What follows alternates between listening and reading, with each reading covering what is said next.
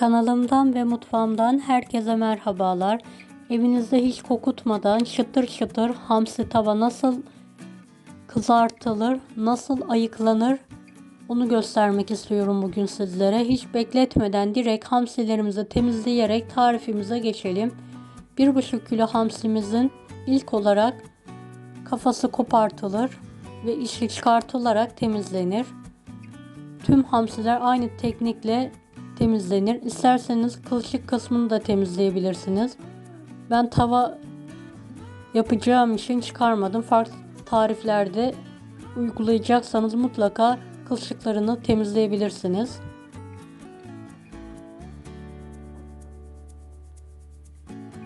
Evet, ben hamsileri ayıklamaya devam ediyorum.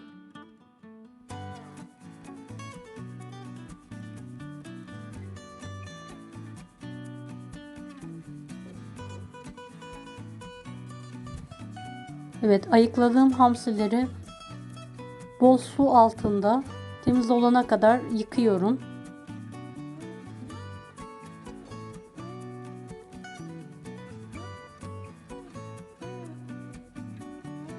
Evet, yıkanan hamsilerin suyunun iyicene süzülmesini sağlıyorum. Daha sonra 1 tatlı kaşığı tuz serperek karıştırıyorum. Hamsileri ezmeden. Daha sonra mısır unu serperek her tarafını gelecek şekilde karıştırıyorum.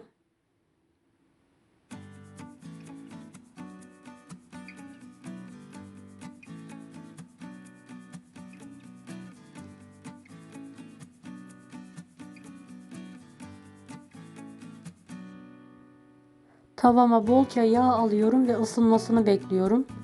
Yağ ısınmadan balıklarımızı koymayalım. Yağ çekmesin, yağ tadı olmasın. Evet, yağ ısınmaya başlayınca hamsiler tavanın etrafına dizilir.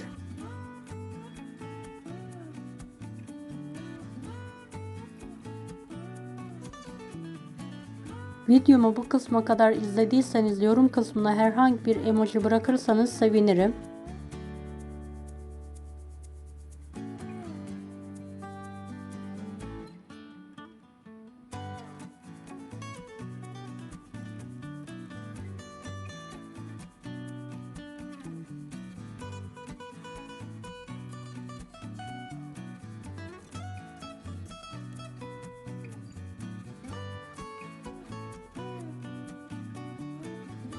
Evet, kenar kısımlarını bitirdikten sonra orta kısmını da hamsi ile diziyorum.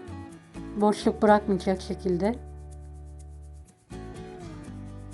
Daha sonra nar gibi kızarana kadar kızartıyorum. Tavamın etrafında döndüre döndüre. Evet, öyle döndüre döndüre yüksek ateşte pişiriyorum. Daha sonra fazla yağını süzerek bir kapak yardımıyla ters çeviriyorum.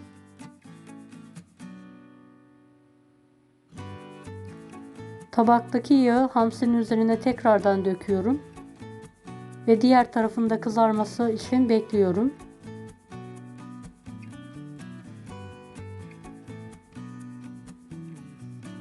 Evet, kızaran hamsiyi fazla yağını süzerek kapak yardımıyla servis tabağına alıyorum.